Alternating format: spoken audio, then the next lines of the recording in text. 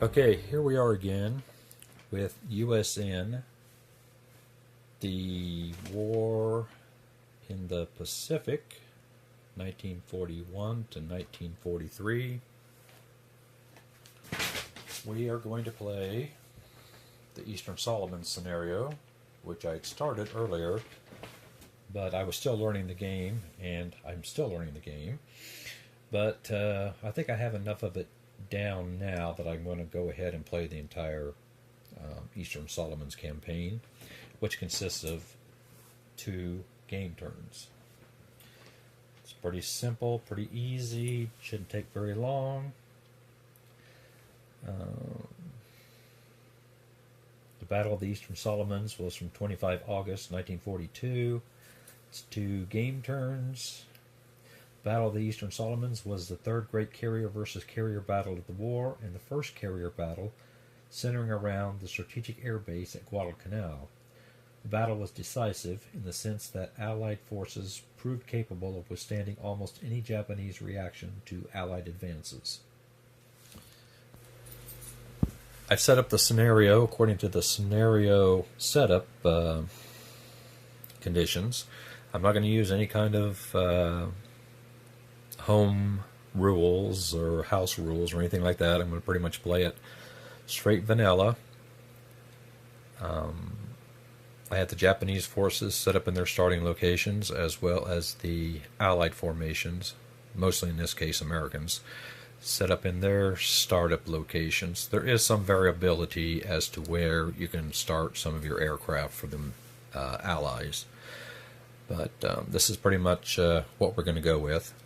So I am going to start with the sequence of play.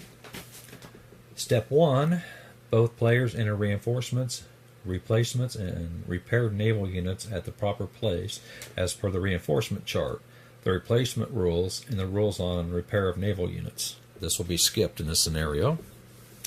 Then we will go with Step 2, Japanese air and sea movement phase. This is where obviously the Japanese player can move his air units and perform such things as transfer missions and of air units from base to base, and they can load ground units, prepare them for movement. In this scenario, Japanese destroyers and light cruiser units may perform emergency transport, or what would be called Tokyo Express missions, and they can move supplies and land units. They may not debark them on a land hex with an enemy coastal unit. Naval units can engage in combat, bombardment, that type of thing. And we will go ahead and do that. First, I'm going to go ahead and do Japanese air movement. I can already see where I have misplaced an Allied air unit. I may go ahead and shift it because, well, I don't know. I guess I'll have to wait and see what the Japanese player does. The Japanese player, his land-based air unit here, has a range of 3 and an extended range of 4. He's going to go ahead and just use the regular 3 and go 1, 2, 3 and fly over Guadalcanal and attempt to do probably an airfield strike mission. I'm going to go ahead. What is this guy doing here? I got my stuff all messed up. What are you doing in Raboul? Well, you shouldn't be there. I'm not sure what I was doing with that. Oh. Okay, it should be at Guadalcanal. My bad.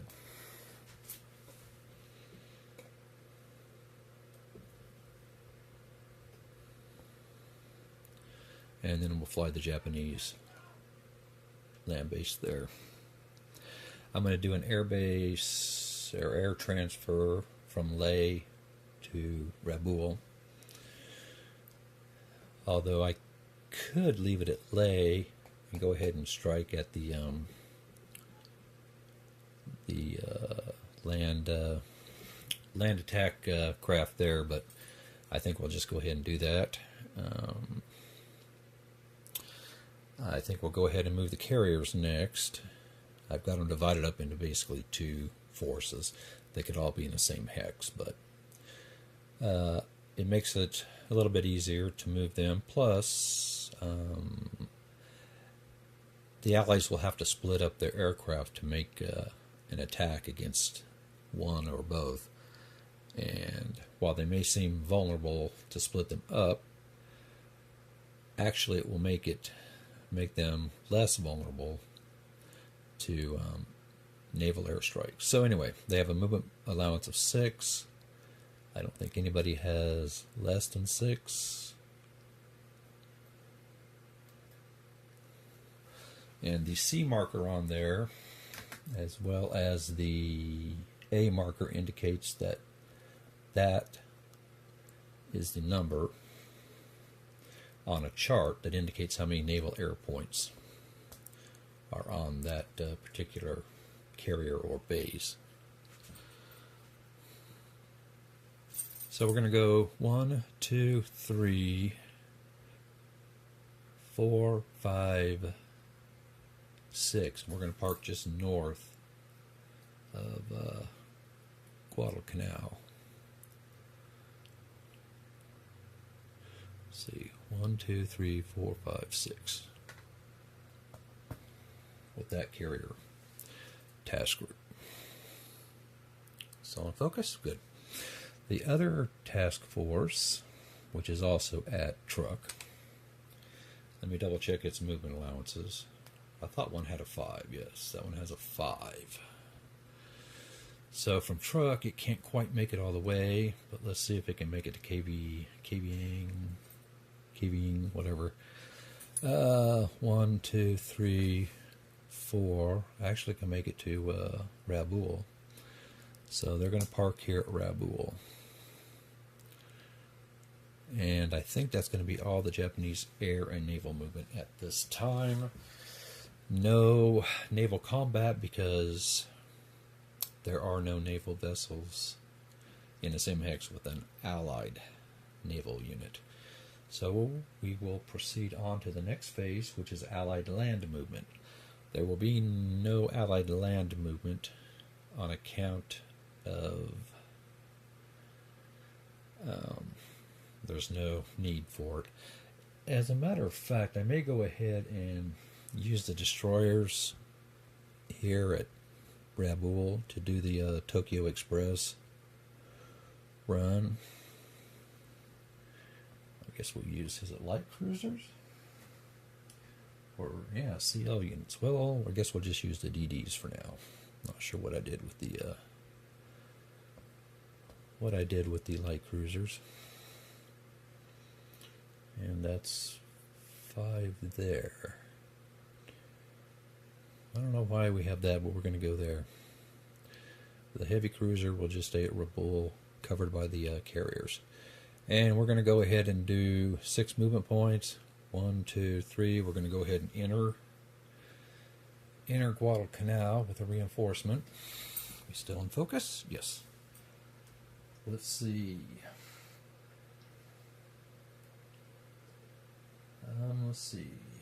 Transfer, drop, and we move naval units. Japanese transport units may embark or debark units. Units may not be debarked on the hexes, like I said.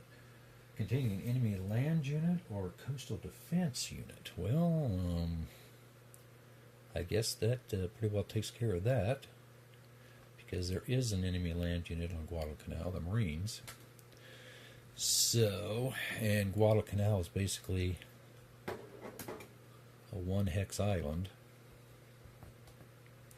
So I guess we cannot land any reinforcements there while there are Marines there. Well, that doesn't make any sense. Okay, well anyway, we'll return these guys back to Rabaul. And we'll just call that phase over. We went to the land movement. There is none for the Allies. Then we have the Allied air and sea movement phase. Okay, it's the Allied air and sea movement phase. It's pretty much like the Japanese air and sea movement phase, except Allies can't paratroop and do a Tokyo Express type of action. It's not called that in the game, but that's basically what it is. So, this is a very poor placement here of this air unit. Land-based air, it can only go out to 2 hexes, 4 if it wants to diminish its bombardment and air-to-air combat strengths. So I initially thought I was using the long-range bombers, but I had changed that and I did not ever change it back. So if I want to send them anywhere, I guess I could put them in Port Moresby, but they're still not going to have much of an effect. Can I move them? Let's see. Naval unit, air movement.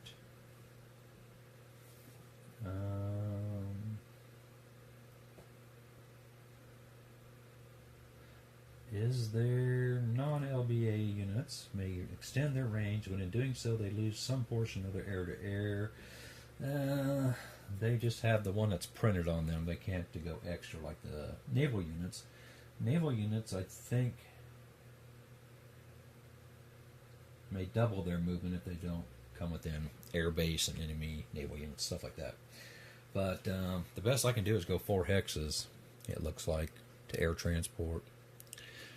Let's see. Even if I took them down, 1, 2, 3, 4, can't get them to Brisbane. Well, for what it's worth, I guess I'll just take them to Port Moresby. Not much they can do. That's extended range. No, actually it's normal range. Okay. How far can the long-range bomber go? 6, 1, 2, 3, 4. I'm going to send the long-range bomber. Hope this is not blurry. To Rabaul, which is somewhere around here, and just do a land attack. Long-range bombers are immune to anti-aircraft and cap attacks, so that's basically what they're used for, I suppose, is just hitting enemy bases. If they try it for a naval unit, they are going to suffer from anti-aircraft effects. The next thing I'm going to do is I'm going to move this entire carrier force, which contains all 3 American carriers plus a whole bunch of support aircraft. We're going to move it to 1, 2, 3, I guess, which is about where they were parked, southeast of Guadalcanal. They're basically, let's see, let me look at their movement range for American aircraft. I think it's 2. Extended range is 3, normal range is 2. So that puts them within extended range of the Japanese task force, one of them, or they will not be able to hit at normal range. Now, the Japanese craft, I think, have 3 hexes for extended. Yeah, pretty much the same. 2 hexes, 2 hexes. Okay, that's for naval air. The others will be using their regular ranges. So, I don't think that there'll be any naval combat because nobody has any naval units in the same hex. So what it will be is air missions. So when I come back, that's what we'll be doing. Okay, we're going to do airstrikes against land units, or not really land units, but bases, that type of thing. So the Allied player has a long-range bomber with a strength of 3, and its bombardment strength is 48. We're going to attack the base at Rabaul. Not that I think it's going to do anything, but we're just going to go ahead and do it anyway. So there will be no cap, and there will be no anti-aircraft fire when attacking a base or an airfield, that type of thing. So, where's my die? So we have, what do we have?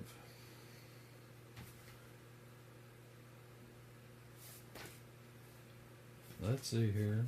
Bear with me a moment.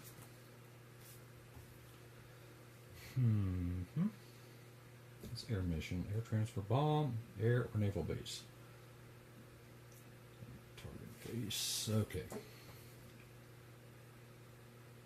Base is on aircraft. It's fired. Strength is compared to the defense. Doesn't matter at the moment. So we're going to go ahead and bomb. There is no cap, like I said. No anti-aircraft strength. Surviving air units' total bombardment strength is compared to the base's defense strength. And all bases have a 10.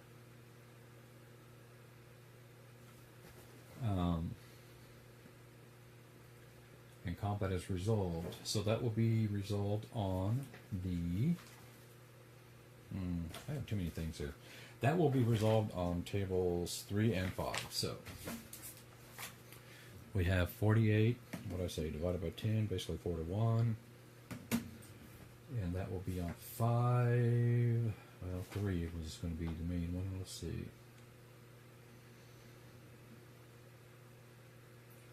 Bombardment strength, 48 to the base is 10. That's 4 to 1. Table 3 would have been air to surface. So we're going to use air to surface at 4 to 1. So at 4 to 1, we have a 1 in 6 chance of doing any damage to the air base at all. Die roll is a 5. So nothing happens there. And the long range bomber can stay there for now, but I'm just going to go ahead and return it because it's pretty much finished. Well, let me see a second. Remaining Japanese, let's see.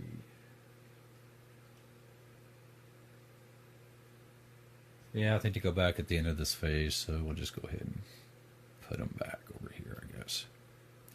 Okay, now we're going to do some more strikes. We are going to use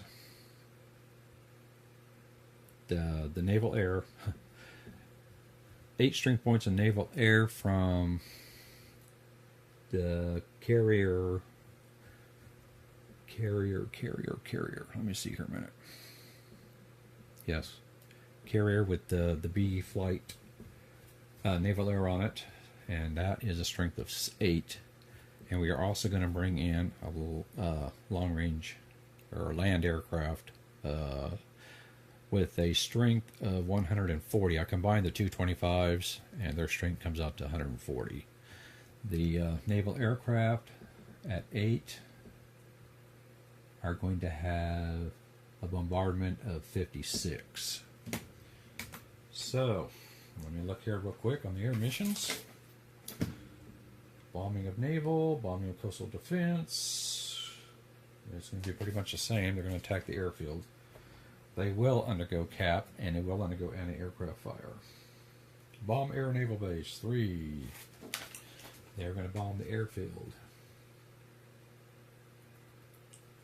And the defense strength of all bases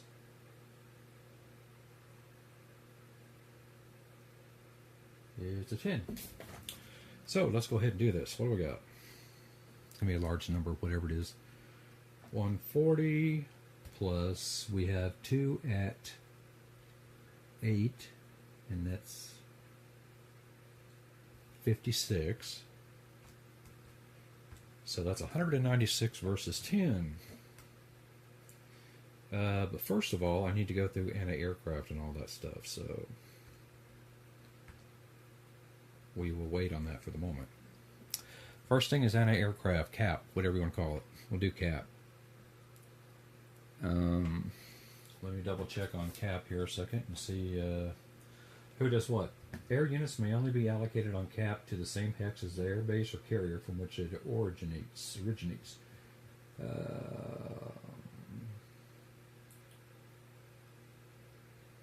Cap and attacking air units fire at one another simultaneously. Losses are extracted after both fire. The total anti-aircraft strength of both players is referenced or air-to-air strength, sorry, of both players is referenced to CTR number 2 to determine losses. Cat may choose not to attack enemy air that enters its text, but we shall. And that is CRT number 2. So, CRT number 2.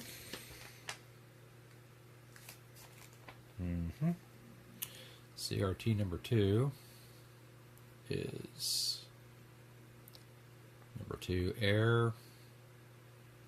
We'll roll a die and we'll compute the different strengths of air-to-air strengths. So the Allies have an air-to-air strength of 25.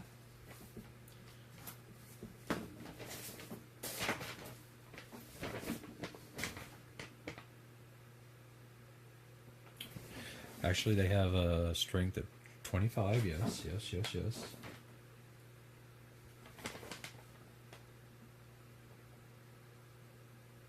Yes, because they're normal range.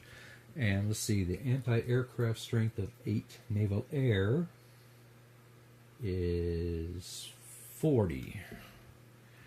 So I have 40 and 50. That's 90.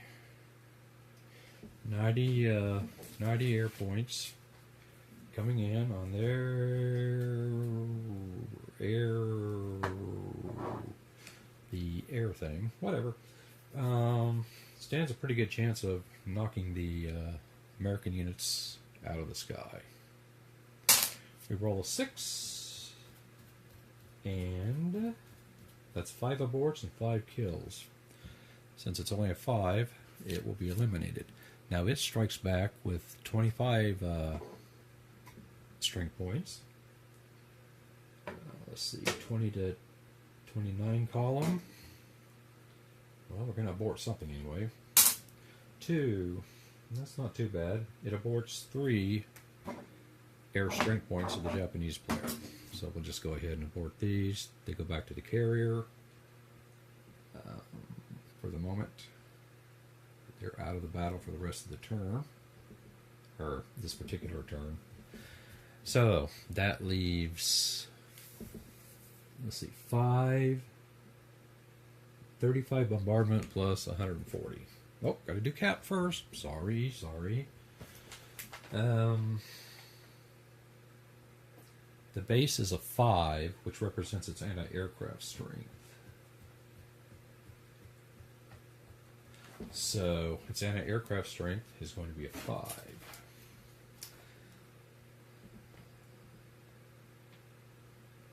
Bombing of land, bombing of that. Let's see, we're going to use 3 and 5 to bomb the air or naval base. The base's anti-aircraft strength is fired at the remaining attacking air units and losses are extracted. Surviving air units then can bomb whatever. And there is a rule on which type of units are attacked by anti-aircraft fire and air-to-air fire. Let me see if I can find that real quick. That would be important, I would think. Well, let's see here.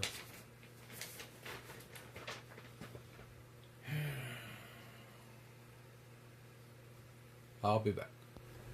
I do want to make one correction with regards to air-to-air combat, cap, whatever. Well, actually, I think it's in the rules.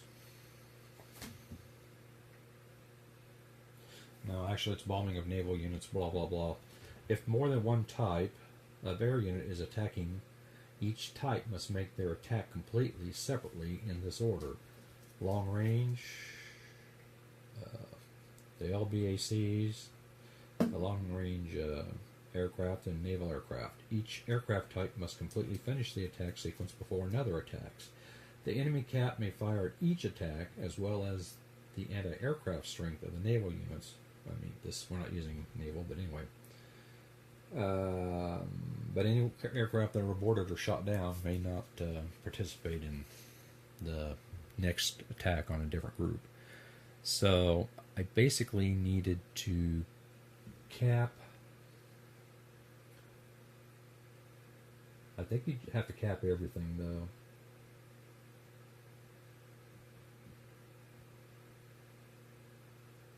Since it's kind of a simultaneous thing. Anyway, I'm not going to worry about it right now until I fully understand it. Now, where was I? We were going to do anti-aircraft versus the Japanese aircraft coming into Guadalcanal to bomb it. Let's see. Where we are. Bomb Air Naval Base.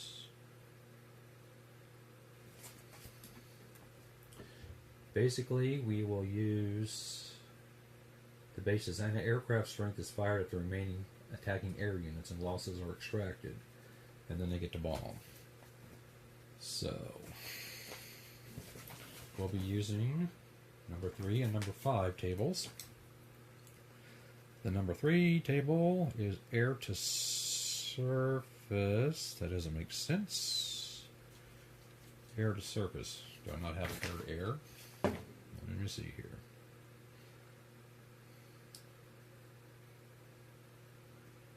Yeah, where they're of mixed type. Firing player chooses which unit types are lost. Anti-aircraft may only be fired at LBAC, long-range bomber aircraft, whatever, when they're attacking the wings. Okay, well, whatever. Air to surface. But I need anti-air at the moment. Let's see, anti-aircraft defensive naval units is pretty much the same.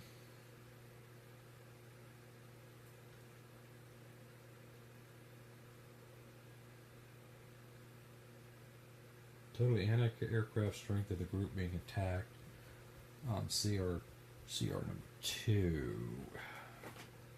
Attackers anti-aircraft strength. Okay, whatever. So the base Guadalcanal has a 5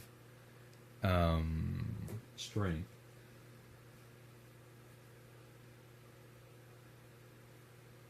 Strength of air bases is equal to the airpoint capacity. So,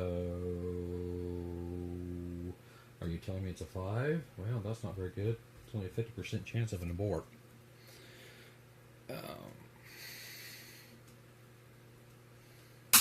Die rolls a 3, and that is 1 abort. 1 factor abort, basically. So we'll have a 3. What is it? 5 minus 1 is going to be 4. 3 and 4. We'll take the 5 away, and we'll replace it with a 1 and a 3, I guess. And that's what will be going back to the carrier that it came from. Okay, so now we have bombardment strength of 4 naval air is going to be 28 plus the 140, which is what I was trying to calculate earlier. Plus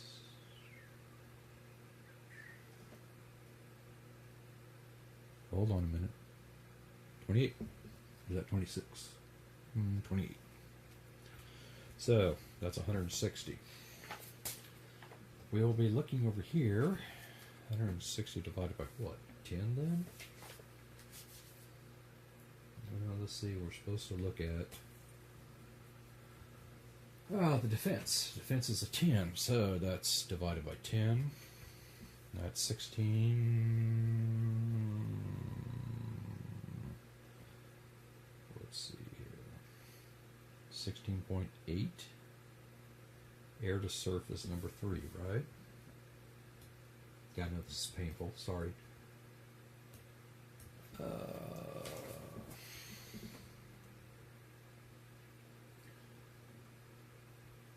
Total bombardment compared to the base's defense strength of 10. Okay. All the other numbers are in an aircraft strength thing. Whatever. So, we're comparing that to 10. That is 16 to 8, so basically 16. And we are going to be looking on table, let's see, table 5. Table 5.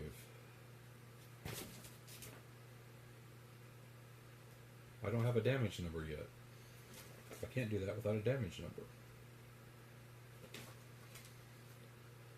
Air to surface is table 3. Surface to surface is table 4. Let's see, I must have 3. Well, let's go on 3 then. Table 3. It is decided. 16. Okay, that's going to be... That's got a pretty good chance. I think 66% chance of doing something. Alright, let's go ahead and roll. It's on the 4 to 1. Why would it be 4 to 1? My combat odds were 16 to 1. So we go up, well, that is 16 to 1. Okay. Roll 16 to 1, that's a 2.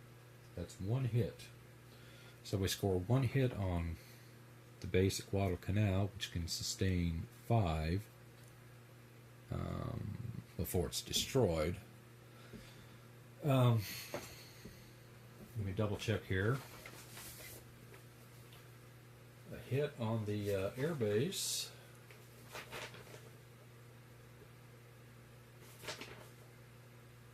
I think neutralizes it. Neutralizes it for 1 turn. So when air units are present on an air base, place the representative units on the same hex as the base itself. When the unit leaves, I don't care about that. Units may not land or operate from a damaged or neutralized air base, except for Cap, and they can only land. They can land at an air base that's damaged, whatever. Naval units, blah blah blah. When air bases are reduced to 0 air point capacity, they're destroyed. But this is just 1 hit, so it's basically neutralized. Now, in the rules for the Eastern Solomons, I think when a unit is damaged, destroyed, the Japanese player receives 100 points if the Allied air base is destroyed. So it has to be destroyed. And he gets 25 points each game turn the air base is damaged. Now, they neutralized and damaged. They don't really explain, to my liking, the difference. But anyway, it's taking 1 hit. Japanese player gets 25 points. I don't have a way to mark that. Nothing was given in the deal, so that is going to take us to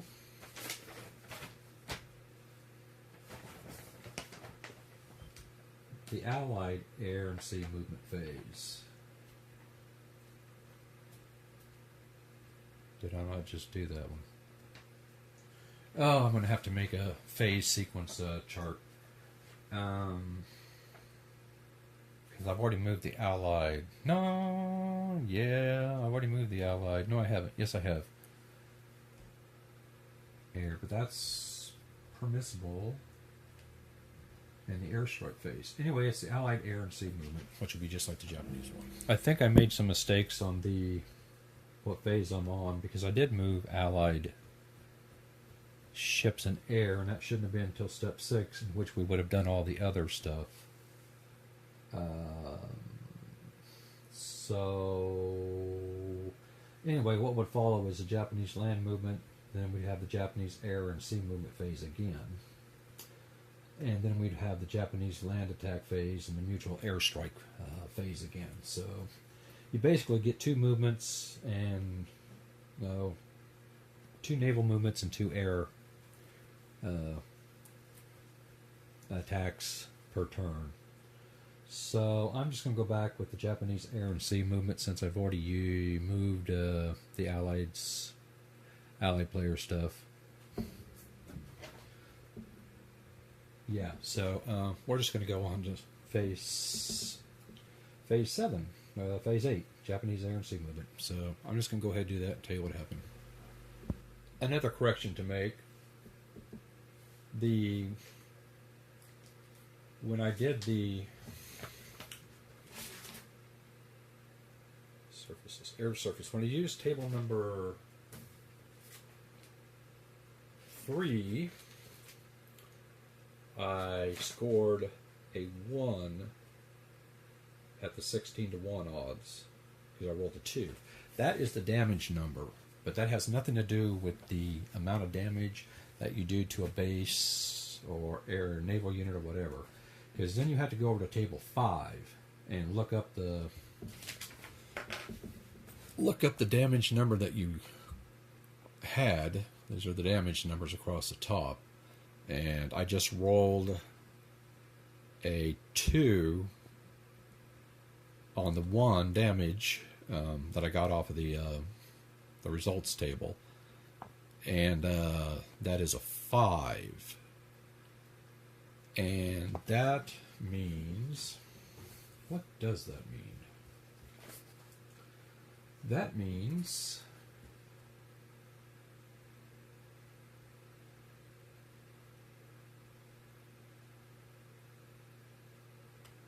it really doesn't mean anything from what I can tell. You need at least a 10, because 10 through 15 is 25% of the air points at that base are destroyed.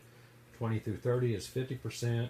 35 through 40 is 75%. And an X would result in a total elimination of air points. But I think it does neutralize the base.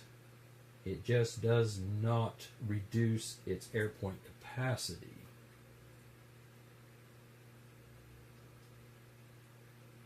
So basically it neutralizes the base. I'm not sure what the 5 is for, though. It's not the terms. 40 means that 20 through 40 means that the base is neutralized for 1 complete game turn, and X means the base is neutralized and permanently reduced in air point capacity. But I'm not sure what the overall effect is when you roll a 5. Anyway, I'll look that up, and when I'm back to the Japanese air movement phase, perhaps I'll have okay, it looks like the numbers like 5 and, 5.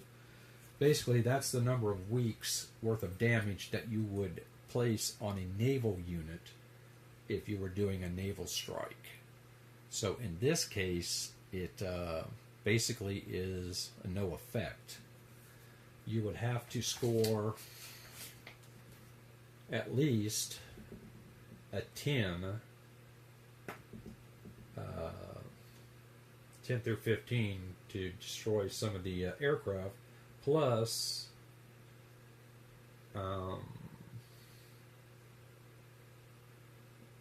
20 through 40, as I said, the base is neutralized, and so on and so forth. The combat results otherwise are for the number of air units destroyed at that particular base. But the only way to get a neutralization that I can see is if you get an X or a 20 through 40.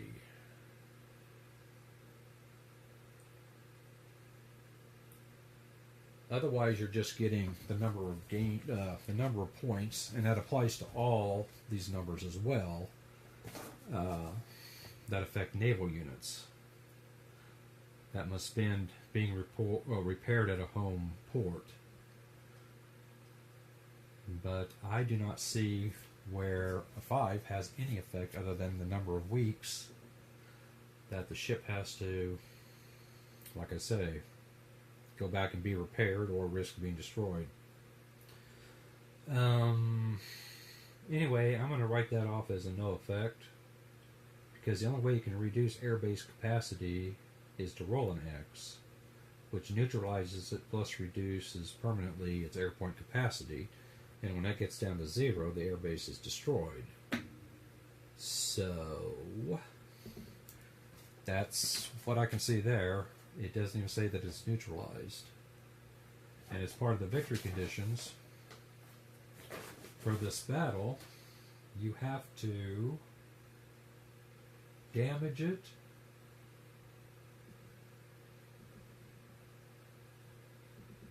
or I don't know. Anyway, it's kind of unclear. Given a more in-depth, detailed look at it, I could probably figure it out. So for this part, the aircraft are going to go back home.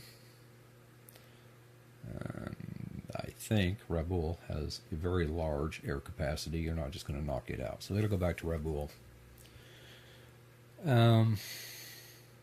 So then we will go ahead and basically repeat the steps with the Japanese air and sea movement again, and then the land attack and air again, and then we would go ahead and do the turn markers and stuff.